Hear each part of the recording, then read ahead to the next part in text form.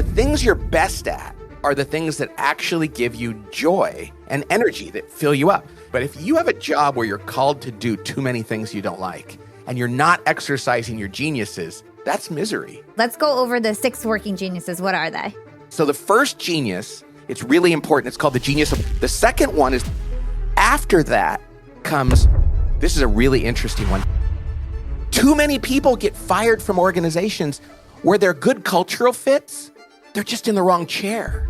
Are there certain working geniuses that make for better entrepreneurs than others? Yes.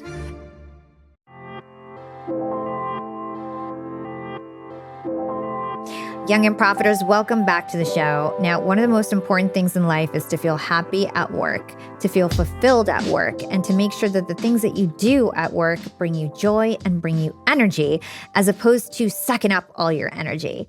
So today we're going to be learning about working geniuses and working frustrations. Now, if you've never heard of these phrases, don't worry. We have an expert coming on to unpack it all for us, Patrick Lencioni.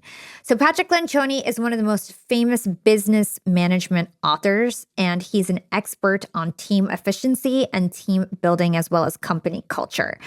So he's written over a dozen books on business management. His latest book is called The 6 Working Geniuses. He's also the CEO and founder of the Table Group, which is a consultancy that helps organizations become more efficient and improve their company culture. So today we're really going to be focusing on working geniuses. And Patrick Lencioni impressed me so much that I ended up talking to him for an hour and a half. So we're going to split this episode in 2 parts. This is part 1 of the conversation. It is all about the individual. How do we identify our working geniuses? What do we do with our competencies and frustrations? How do we deal with it? Because as somebody who's an entrepreneur, you always have to do stuff that you don't want to do. And even when you work in corporate, same thing. You're going to have to do stuff that you don't want to do, that you're not naturally good at. How do we handle that? How do we lean into our working geniuses and do more of what we want to do? Also, how do all these talents work together to complete a project? So we're really going to be focusing on the individual in part 1. In part 2, we're going to take it to teams. So as an organization, what do we need to know about working geniuses? How do we roll this out to an organization? How do we identify gaps in our organization? And how do we improve our efficiency and productivity in meetings and so on? So part 2 is all about the organization. Part 1 is about the individual. Without further ado, here's my amazing conversation with the incredible Patrick Lencioni. Patrick, welcome to Young and Profiting Podcast. It's great to be here. This will be fun. I am so excited. So you are a legend in the management space. You've been writing, speaking, and consulting on organizational health and team effectiveness for 25 years now with the Table Group. And you're a founder, you're an entrepreneur. And even though you love your job, you love your industry, you've still been frustrated at times at work. And I can relate here because I'm the CEO and founder of a company that I love called Yap Media. I'm living my dream as a podcaster, selling sponsorships and running people's social media. But even me, it's like a roller coaster. Even in the same day, I might be finding joy, and then at the same time, I'm frustrated, right? Even in the same day. I know that I love my job, but it's still frustrating. So let's talk about you. Take us back to this time where you were frustrating as the CEO and founder of your organization. What were you feeling, and what were some of the insights that you gleaned from this experience? Well, Hala, it only lasted for about 20 years. and I didn't understand it because I love the people I worked with. I loved what I did. And I'd come to work excited. I didn't have the Sunday blues. I was like, I liked my work. But then I would get there, and then I'd be really happy in one moment and then frustrated another. And this went on for a long time, and I never got it. And finally, one day, one of my colleagues said, what's going on with you when that happens? And I said, I don't know, but I want to figure it out. And so I sat there for the next 4 hours, God willing. I mean, it was amazing. I don't even quite remember what happened, but I was writing at a whiteboard. That's what I do. I like to come up with things. And I realized that there were 6 different kinds of work that needed to get done in our company. And I really loved 2 of them. And every day I came to work excited to do those. And then I'd get dragged into doing something else that I didn't really like. And people thought, well, you have to do that because you're the leader and the CEO. But as it turned out, I didn't. But I was constantly getting sucked into that. And that's when I came up with this model. But I wasn't trying to come up with the model. I was just trying to explain my own frustration. And then we had one of our consultants saw it, and then he met with the CEO the next day. And the CEO was complaining about something and was frustrated. And he explained the model to him, and the guy had tears in his eyes. And he was like, oh, wow, this is my thing. And we realized there's something universally applicable here. And we built an assessment in the next 3 months and released it. And without a lot of fanfare or advertising, it took off. And there was something universal about that. So now we've had like 1 million people take this assessment. It's growing faster than anything I've ever done. And we are hearing from people how it's changing their lives and allowing them to do what they're meant to do, what God made them to do, rather than the things that they thought they were supposed to be doing that weren't good for them. So that's the story. It was by accident. Most of the things I do are by accident, just being out in the field. And so that's what happened. Yeah. And so Patrick's referring to the Working Genius assessment, right? So it's called Working Genius. So talk to us about everybody's God-given talents and why you believe that people are more fulfilled and successful when they're leaning into their God-given talents. Well, and it's interesting because I take all the assessments. Over the years, I've taken Myers-Briggs and DISC. I like them all. We use them in our practice and consulting to CEOs and their teams. But there was never any that was really about what you did. Like they were kind of more personality or perspective. And this is about like the actual tasks you like to do. And what it comes down to is joy and energy. What fills you with joy and energy? Sometimes we can get good at things we don't actually like. And I kind of did that in my life because when you need to achieve, whether you do that because of wounds or because you really want to, you get good at things you don't like. But the things you're best at are the things that actually give you joy and energy, that fill you up. The things that you can spend 12 hours doing in a day and go home and feel like, what a great day, I feel energized. And then the other things that I don't like, I can do for 3 hours in a day and get really tired and really frustrated. So that's kind of what this is about. It's about how to identify the things that we were put here to enjoy. We still have to do things that we don't love sometimes, but if you have a job where you're called to do too many things you don't like, and you're not exercising your geniuses, that's misery. And I don't believe God put us here to be miserable in our work. How do you feel like the pandemic made all of this like more exacerbated? Like how did it kind of make it worse in terms of us with our working geniuses and talents and having to work together as teams? Well, I'm a believer in, I love flexibility at work. I do love flexibility at work, but I think people are meant to be together. And yes, there are some jobs that you can do remotely sometimes. And I love that people can stay home with their kids sometimes or work from the road and all those things. But the fact that we went all in on remote work, I think really deprived people of the range of interactions that they needed to build relationships and to derive the sense of fulfillment that they need from work. And there's certain places that are still operating as though that exists. And morale and productivity have not recovered in those places. I think we are meant to spend a good portion of our working time together. Now, that doesn't mean that there are some jobs that have to be remote. That's great. I have learned how to have productive Zoom calls and do things remotely. But there is still no complete substitute for doing what you love and doing it in a room with other people that you care about. Yeah, I agree. I have a fully remote team, and I think it's hard for some folks, and especially in this day and age, like we've got to learn how to work together online. And a lot of things that I took away from this assessment, I feel like I can implement even though I have a remote team. So like I'm super excited about that. Absolutely. And there are healthier teams that work remotely than teams that are together that are dysfunctional. So really becoming a functional team, which is what my career has been about, is helping teams get more functional. That is more important than whether you're remote or not. And we learned how to do some really amazing things on Zoom, like engage in healthy conflict, like really have deep creative conversations. It's harder to do remotely, but it can be done. But all things being equal, I think that spending time with each other is an advantage if you can make it work. It is. Okay, so like all good entrepreneurs, you had a problem yourself. You went about to solve that problem, and then you decided you were going to scale it out and give your learnings to other people. So you put out this book called The 6 Types of Working Genius, and you have this Working Genius assessment. I took the assessment, so I can't wait to go over my results. But first, I want to understand these 6 working geniuses. I want to understand more about them. Can you define what a working genius is exactly? Right. And there's 6 of them. So there's Yes. 6 possibilities, but only 2 are what we call our own working genius, like the ones where we get joy and energy.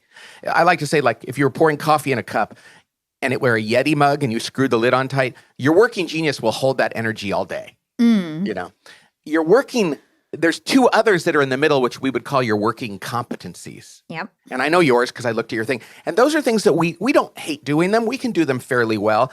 And they're like pouring coffee into a cup and putting a little plastic lid on it. It'll stay warm for a while, and so we could do that. But then there's these 2 that are called our working frustrations, which is like pouring coffee into a cup that has a hole in the bottom. And our energy and our joy are just drained by those.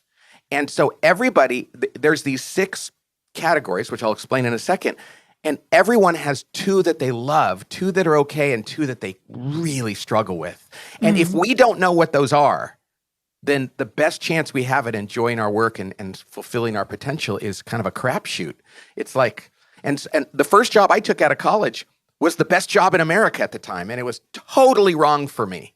And I did not understand why I struggled, why I wasn't happy, and why those 2 years went by like 10 years. And it was because I look back now and I realized I was doing exactly the things I wasn't meant to do. It's so interesting. When I was looking at my assessment, I felt, and we'll go into this later, I actually felt like some of my competencies and frustrations I used to be better at when I wasn't necessarily an entrepreneur with all of these responsibilities. So I actually felt like they changed over time. Now, here's what we found. We think you're born with these. Okay. But I felt the same way you did because I used to be really good at things that I would have preferred not to do, but in order to be successful, I had to make myself. Yeah. So it wasn't until, and when we talk about these things, like we had a guy once come on, and one of the geniuses is called tenacity, which is the finishing of things, okay? And that's neither your nor my genius. We like to start things, but the last stage of things and finishing things and grinding toward the end isn't our favorite thing. And this guy said, hey, I'm a doctor. I went to med school. If I got through med school, this must be one of my geniuses because I did really well. And we asked him one question, that did you like it? Did you enjoy that? He goes, no, I hated it. I couldn't wait for it to be over. We said, yeah, there's a difference between succeeding at something, even if it drains you of your joy and energy. And right away he goes, oh yeah, it's definitely not my genius. So sometimes people have to say, yeah, I did that. I did it because I had a goal in mind. I wanted to accomplish something, but it didn't really feed me. Yeah. And That I think totally the things makes that feed us we're born with. I remember as a kid, my geniuses, I didn't get to exercise them, and it frustrated me, and I didn't even realize it until I became an adult and came up with this. Yeah.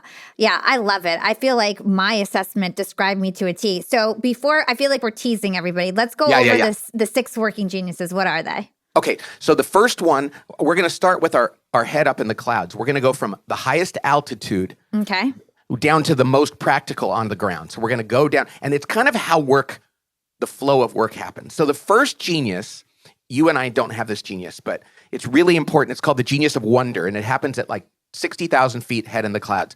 And this is a genius that most people don't even think of as a genius. In fact, they were probably told not to do it most of their life. And it's called the genius of wonder. And people with the genius of wonder ponder things. They can sit and think about things and ask questions. Without an answer, they're like, is there a better solution out there? Are our customers happy? Why are things like this? What's the point of all this? And it's where every new idea ultimately starts is somebody asks the question, why is it like this? It's just like this model came about because one of my colleagues who had wonder said, why are you like that, Pat? I'm curious as to why you get frustrated and then why you're happy. And somebody asks the question. My wife is a wonderer, and she is constantly asking the big questions. And when you're young and you do this, your teachers tell you to stop, and they're like, why aren't you on board? And why are you still asking questions? This is a critical genius And most people that have it have never really been understood or rewarded for it. This is probably the most mysterious of them all. Okay. Mm-hmm. That's the first one. The second one is the person who comes along, and this is you and I share this genius, and that's the genius of invention. And when somebody asks the question, like, why are things like this? We go, I don't know, but I'm going to figure it out. And we get a whiteboard and a pen and no restrictions. And we love to come up with new ideas and solutions out of nothing, right? And what I thought is everybody liked that. And there are people that hate that. When I ask them to do that at work in my office, they're like, I hate that. I have none. That's their frustration. And that's one of the things we realize is that one man or woman's trash is another man or woman's treasure. The very things I love, other people are like, please don't make me ever do that. So wonder starts it, the question. Invention comes up with that new idea. And those two are what's called ideation, the first two. After that comes what we call discernment. This is a really interesting one. Discernment is people that have the genius of instinct and intuition and gut feel, and they look at something, even something they don't know about, and they have this way of thinking that they can kind of identify the right thing. It's like those people that you ask for advice about everything. We have one in my office. Her name is Tracy. She has great discernment. And people are constantly saying, well, ask Tracy. Should you refinance your house? Ask Tracy.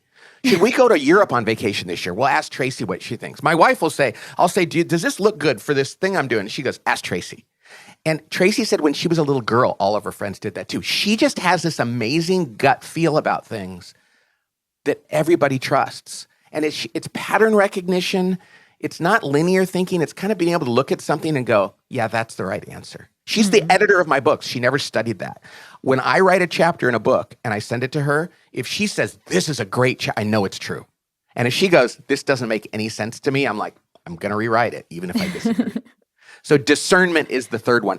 The next one after that is your other genius. It's called galvanizing. Galvanizing is people that get joy and energy out of getting up in front of people and inspiring them and encouraging them and exhorting them and rallying the troops. And some people love to do that. As it turns out, I don't. I can come on a podcast and talk about it once, but I'm not good at kind of keep pushing and keep people going.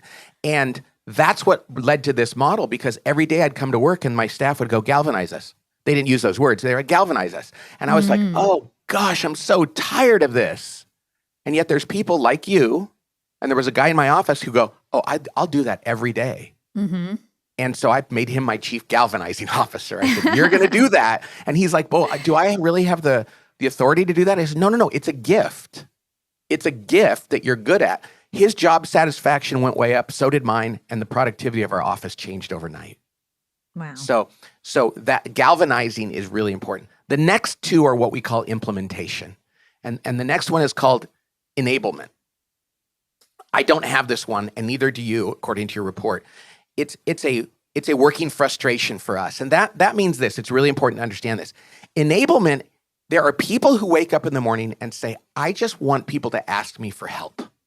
Now, you and I love to give people advice and get them excited, but we don't necessarily want to help people on the terms that they need. If my wife says, I need your help, the first thing I do is like, whoa, wait, what kind of help? And if it's the kind of help that I love to do, then I'm like, yes.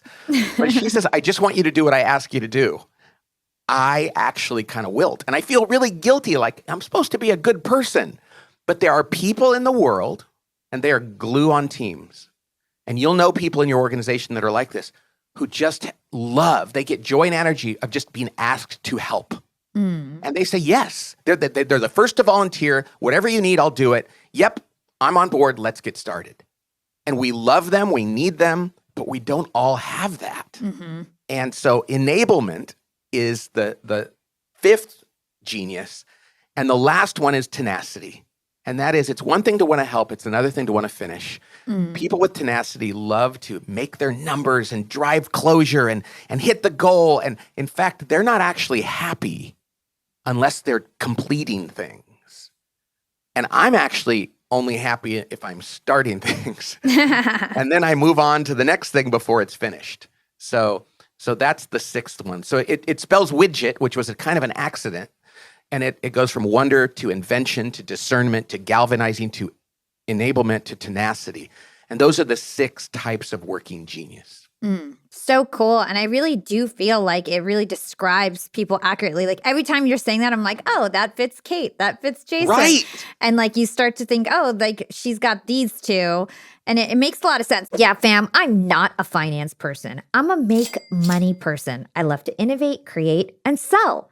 I don't like to do the boring finance stuff. So I've offloaded all those responsibilities to my business partner. And so I basically handed a mess over to him. He inherited a lot of different apps, and he would always complain about all these disparate apps. And so we were looking for a more streamlined solution where all of our banking and bookkeeping would be in one place.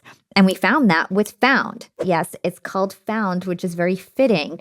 Found is a banking and bookkeeping app that is especially made for solopreneurs and entrepreneurs. It's made for us. And Found has amazing features. You can do everything from invoicing to bookkeeping to tax planning. One of my favorite features on Found is that it will actually automatically estimate the taxes that you owe and then set aside money for that. This is so important because oftentimes you spend your tax money unknowingly and then you're hit with a bill, and that ain't pretty. In addition to that cool feature, one of my other favorite features is the fact that you can create virtual cards and then set spending limits on them. Now we have virtual cards that we're able to give out to our employees. There's no way they can overspend. Found is super cost effective. There's no hidden charges and there's no minimum balances. Plus, it's everything in one app. So that in itself is a lot of cost savings. You can save hundreds or even thousands of dollars by switching everything to Found. If you want to try it for free, that's right. You can try it for free at found.com/profiting.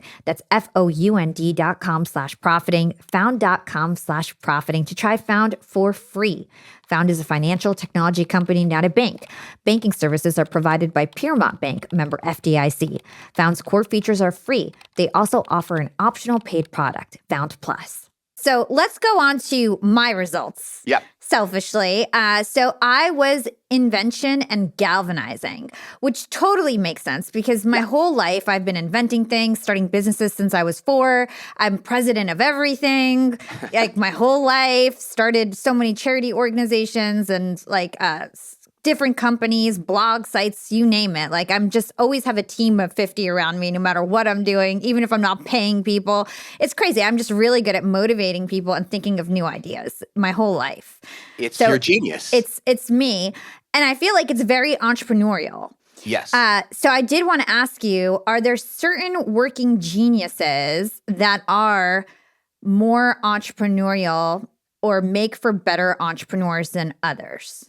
There are, well, because the interesting thing about entrepreneurship requires every genius. But the people that start things, the ones that get it going right away, that serial entrepreneur that really sparks the idea, your type is perfect for that.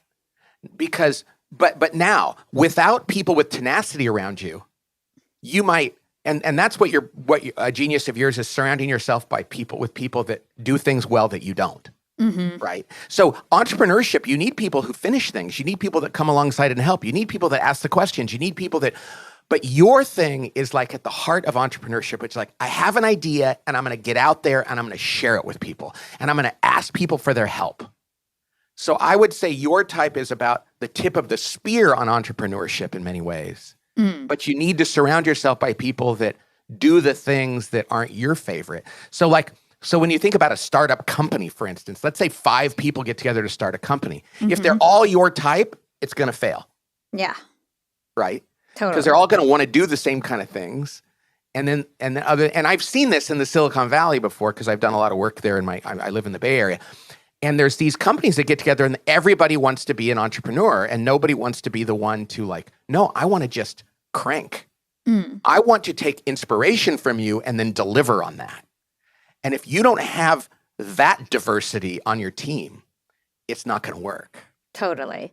It's like a band. If everybody wants to be the songwriter and the lead singer, it doesn't work. And the drummer has a different thing and the keyboards do a different thing. And usually that corresponds to some working genius. So It's a really interesting thing how we all need them. But the tip of the spear in entrepreneurship in IG is perfect. Yeah.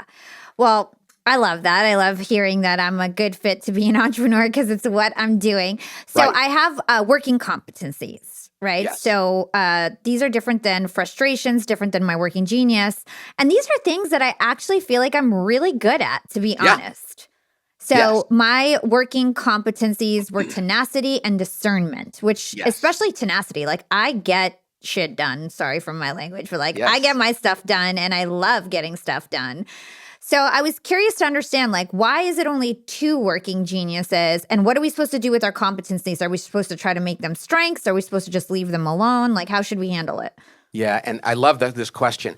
Definitely don't try to make them stronger than they are, because people do that too often. When Michael Jordan got out of college and he spent his first 2 years in the pros, he was really good at defense and dunking the ball and going to the hoop. And people said, "Well, should we then make him become a great shooter?" And people said, "No, no, no.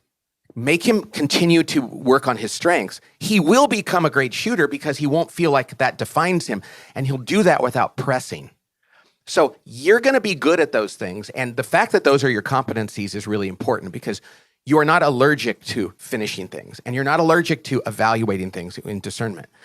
But the thing is, if I made you finish things and you had no input into the innovation around it and getting people excited, and your job was just to crank, you'd realize that would exhaust you after a while. Got it. That makes a lot of sense. So it's something that you don't mind doing, especially if it's in service of the idea you came up with and helping people rally around it.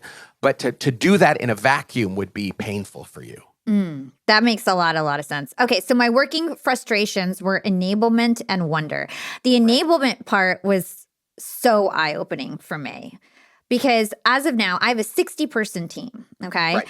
And I'm still like hands-on managing my sales and marketing team, but I'm also the CEO and founder of the company. So I'm like the CEO, CMO, sales leader of my company. I love it. Now, I find that as of now, today in 2024, I'm a different type of leader where like I just can't handhold anyone anymore. And anybody who's not a rock star, who's not moving as fast as me, I'm just like, all right, you're slowing me down.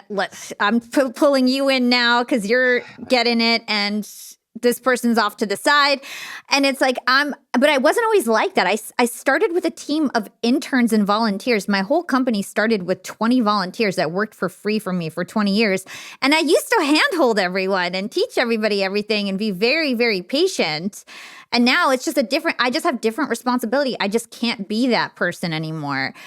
So it made me realize that I need to get some sort of middle manager between some of these employees, and like made me realize how valuable like my business partner Kate is, who is super patient. And I know if she took this assessment, she would have enablement. Exactly. Yeah. Yeah. And I know the people and that's the thing about this assessment is that 10 minutes after getting the results back, you go, I got it. Mm-hmm. It makes sense, and you know what to do. We've seen companies like reorganize, and I don't just mean like the titles, but like reorganize how work gets done. They look at this and they go, oh my gosh, we're not even tapping into that genius of yours. And the people are like, I know, if you let me do that more, I'd be so much happier. And you're looking at your people going, they have enablement. That is allowing me to do what I do best. And I know that I have somebody else who's going to be helpful and listening and patient with everybody and all that. But if everybody had that, you wouldn't get things done either. Yeah. And so it really is, the word diversity in this is so critical. Now, the other genius that's a frustration for you is wonder, which is like, if people just sit around and ask questions and ponder things and don't have a bias for getting something done, that's probably frustrating to you. Yeah, I think it's actually like I don't want to say, I was thinking through this and I was like, man, I hope I'm just not this like egotistical founder, because I'm like, I think I have all these. With wonder, I'm just like, I know what to do.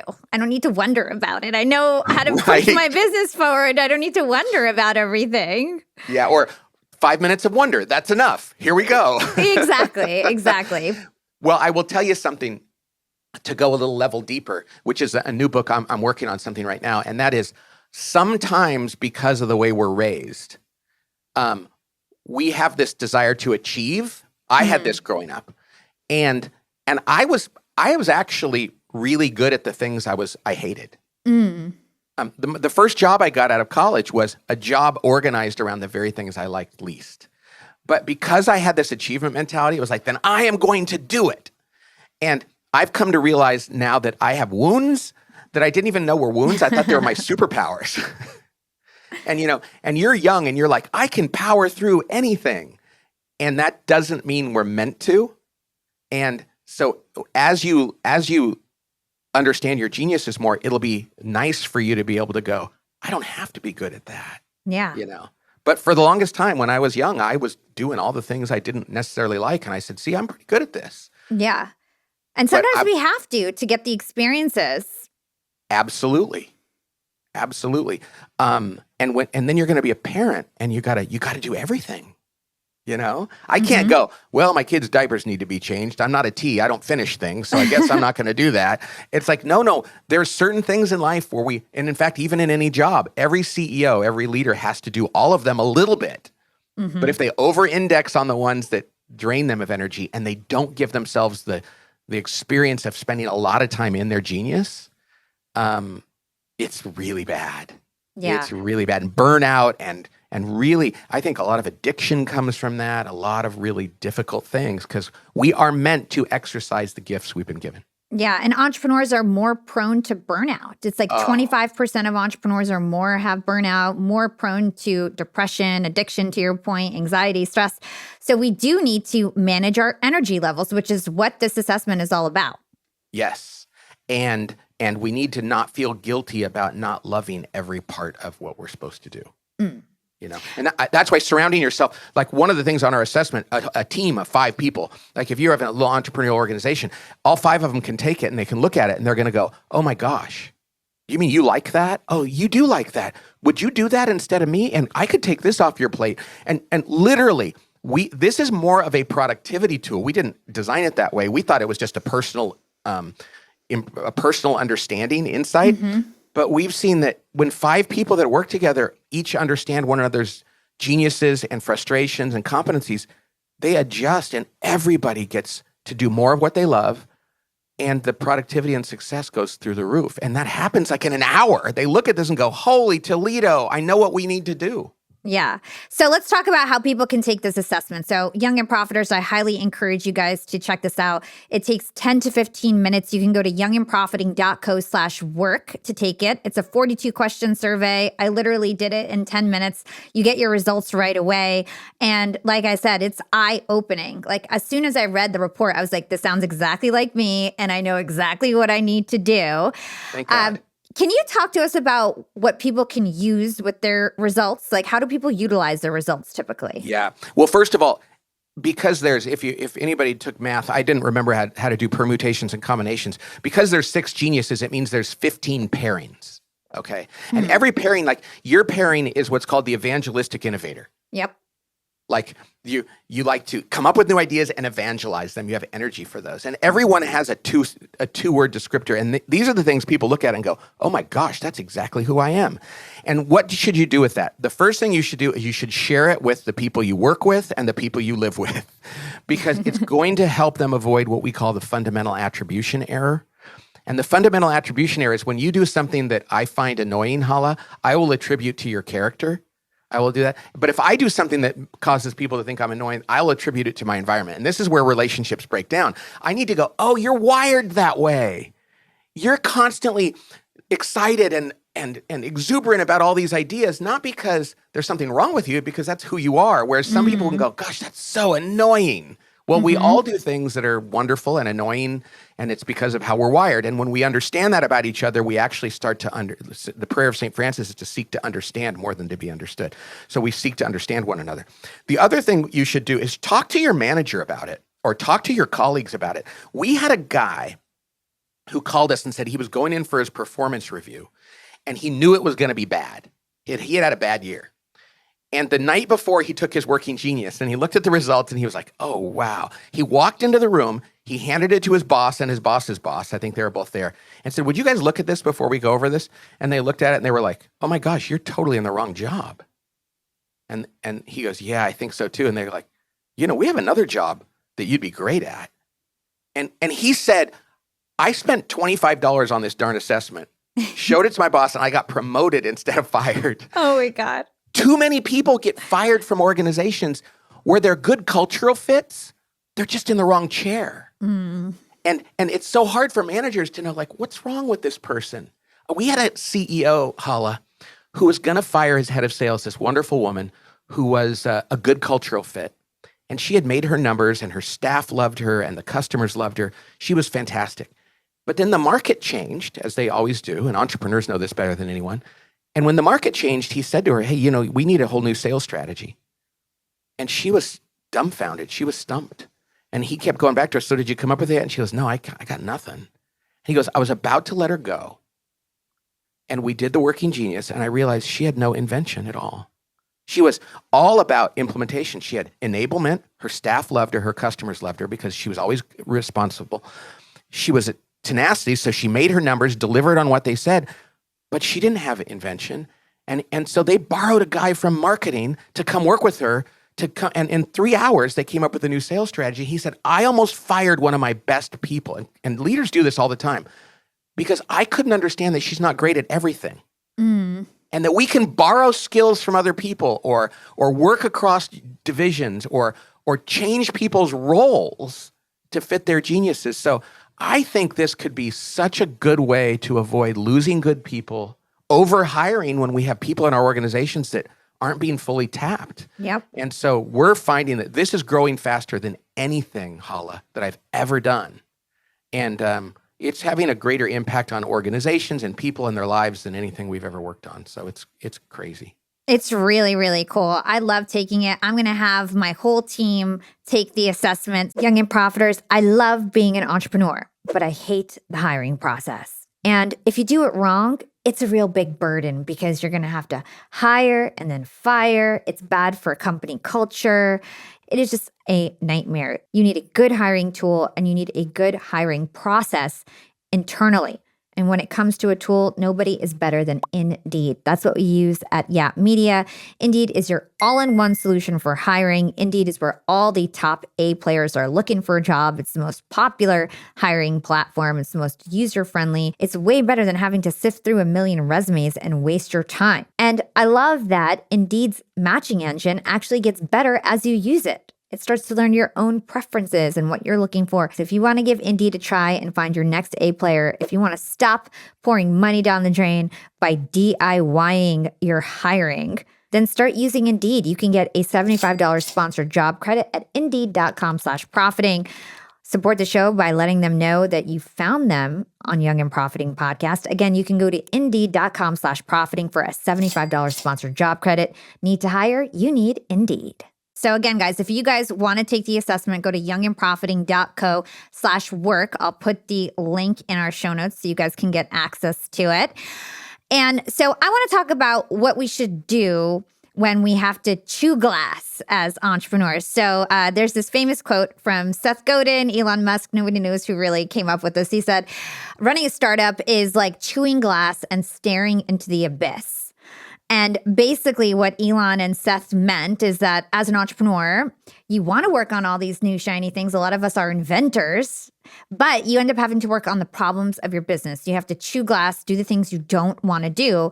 Like you said, entrepreneurs have to do this, and especially people young in their careers, which I think there's a lot of young people listening where they're having to chew glass. They can't pick and choose what they can work on yet because they haven't built that foundation. So how can we manage our energy levels and suck up and do our frustrations at work, our working frustrations? And we didn't go over these questions, so if anybody thinks we did, but this is a fantastic question, and I have an answer, a very specific one. So much of Working Genius is about alleviating guilt and judgment. So in other words, so when you have to chew glass, what's worse than having to chew glass is feeling like there's something wrong with you for not liking it. So when you have to do something and you go, oh crap, I have to go do a performance review or do enablement or do tenacity for us, or enablement would be a good one. It's like, instead of saying what's wrong with me? I guess I'm a fraud, or I should like this.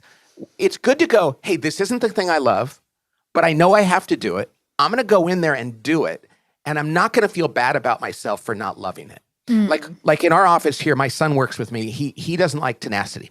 And so he'll go into an office and go, hey, I'm going into the tea cave, you guys. I got 3 hours of tenacity work to do. I'm going to roll up my sleeves and do it. I'm probably going to be kind of grumpy. And when I come out, I'm probably be exhausted. And it's his way of saying, it's important. I'm going to do it well, but I don't like it. And when you know that you're allowed to say that, it's like, yeah, I can do stuff that I don't like. But if people are like, what's wrong with you? You're supposed to like doing the accounting. If you're an entrepreneur, doing the books is supposed to be, you're supposed to love every part of your job.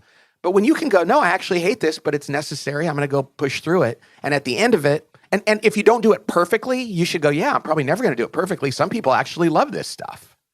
So I really think it's taking that guilt. So when we're chewing the glass, we can go, man, I can't wait till this is done so I can go back and do the stuff I love.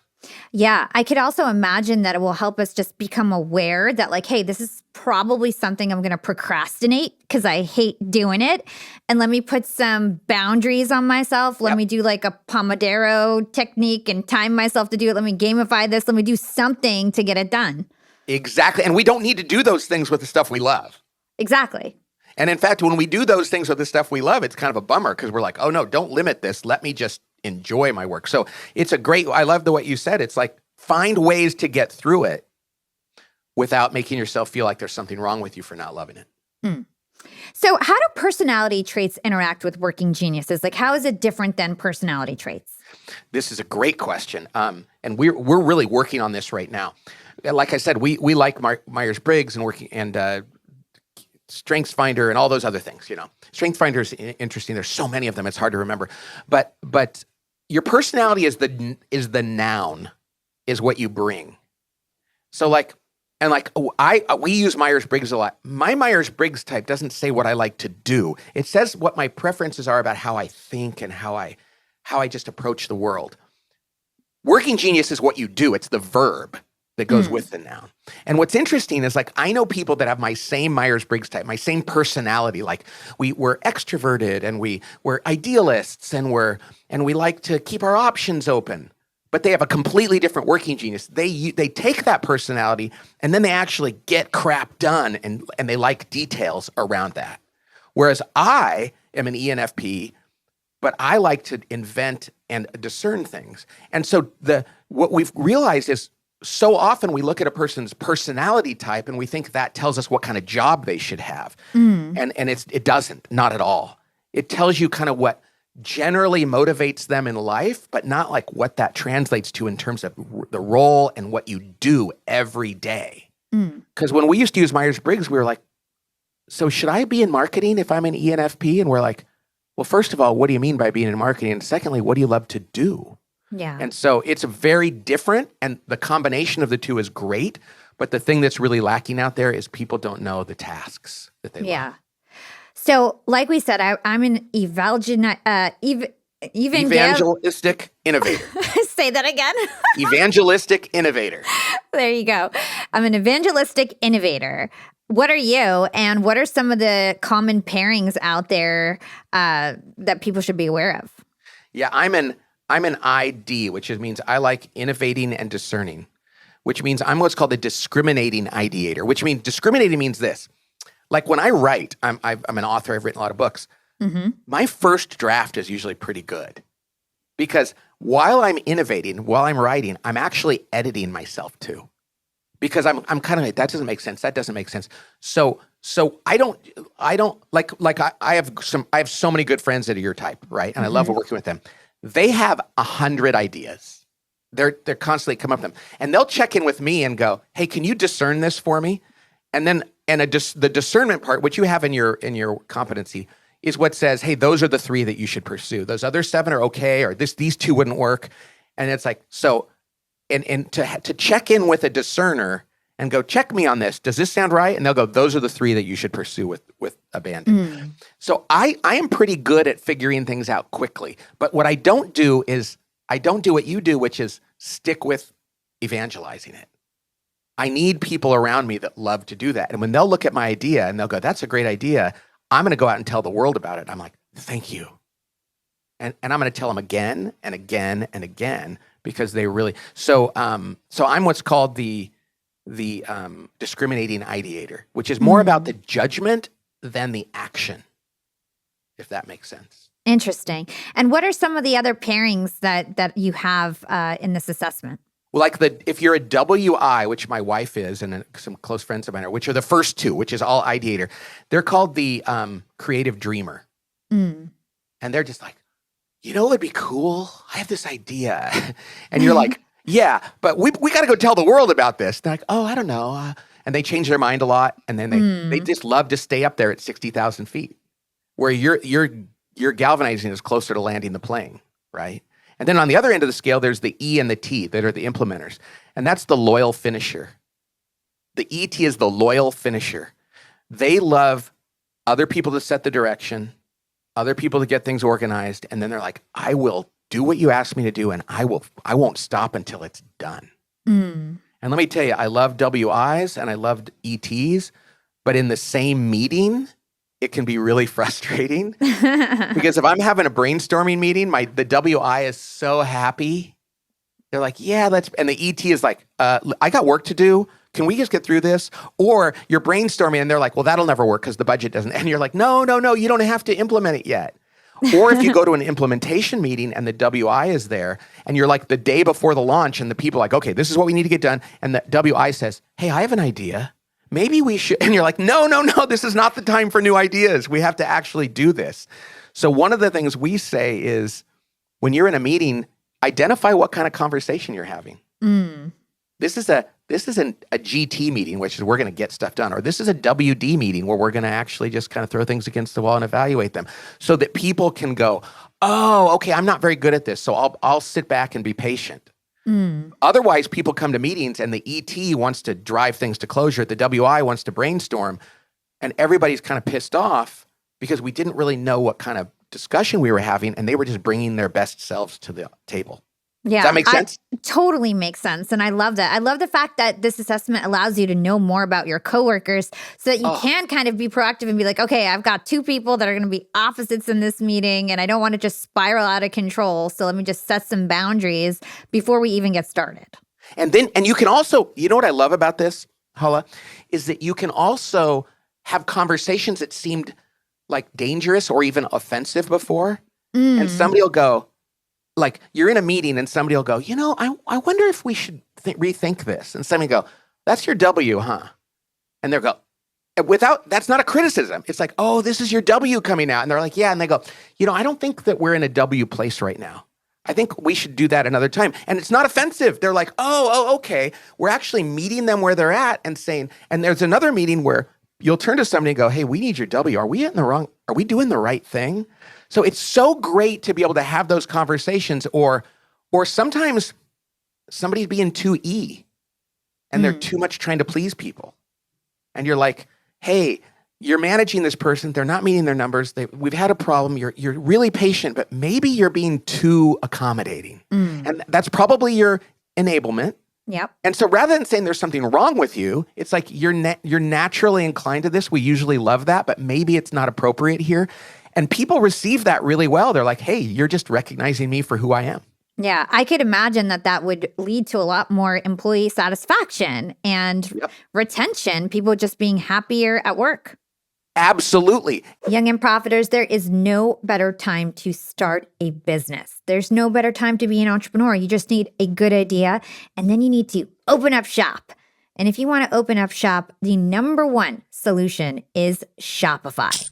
Shopify is the all-in-one global commerce platform that allows you to start, run, and grow your business. Shopify will scale with you the whole way. They're responsible for huge multi-million, billion-dollar brands like Allbirds, Rothy's, Brooklyn, and Thrive Cosmetics. These all started as Shopify startups and then expanded into retail, expanded and scaled. I interviewed a lot of these entrepreneurs and heard it from them firsthand. Shopify is an amazing platform to start your business, whether you're selling candles or courses like I do. I do all my course sales, my mastermind subscription. I do it on Shopify. We can do promo codes and I integrate my email campaigns, and they've got amazing analytics. Literally anything you need to market and sell your product, you can do it with a couple clicks on Shopify. You don't need to be tech savvy. You can focus on what you're good at, and then let Shopify enable all the tech stuff so you can just get your core skills done. It's no wonder 10% of all e-commerce is run on Shopify.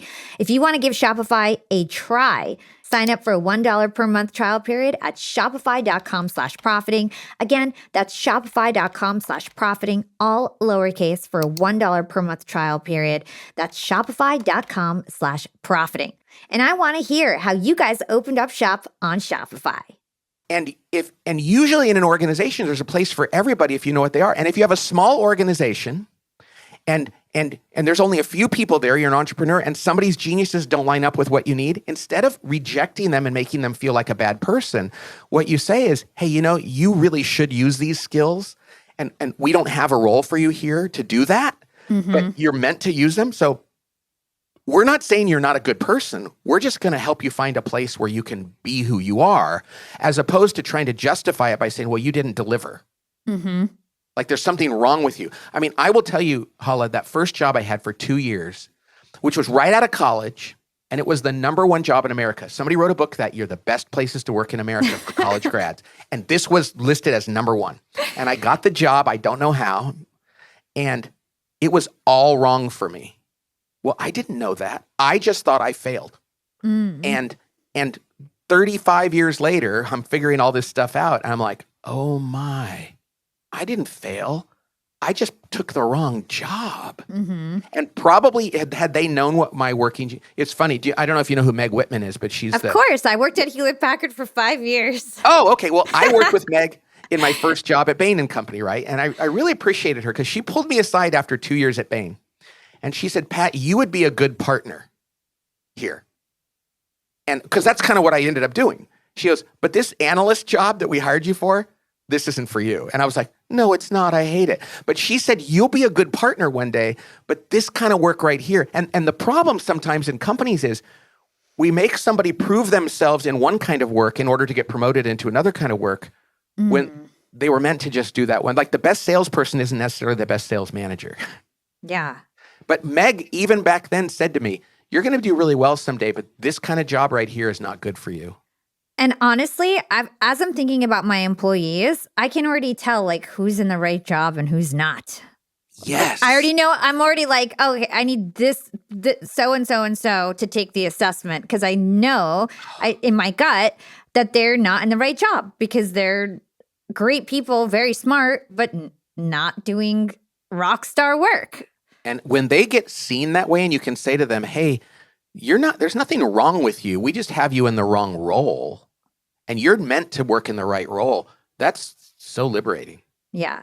So something that helped me put this all together was really thinking about the working geniuses as the recipe to actually complete a project, right? And you have these 3 stages of work.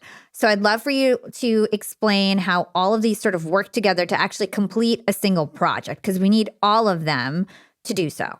Yes. So early stages in an organization, the W and the I are really at play. And the D too, and the G a little bit, but that's the ideation phase. And we talked to these guys at Nike a few years ago, and they talked about how they had people that do product ideas, ideation. And so they come up with some idea. We can put gel in a shoe or, whatever they come up with their ideas. And that's called ideation, and that's early on. But then somebody needs to take that idea. The middle two are called activation. And the discernment and the galvanizing is evaluating whether the idea is good and working with the innovator to tweak it. And then when it's ready to go, galvanizing people and getting them on board. And at Nike, they were talking about how they went from ideation, they skipped the middle stage for a while.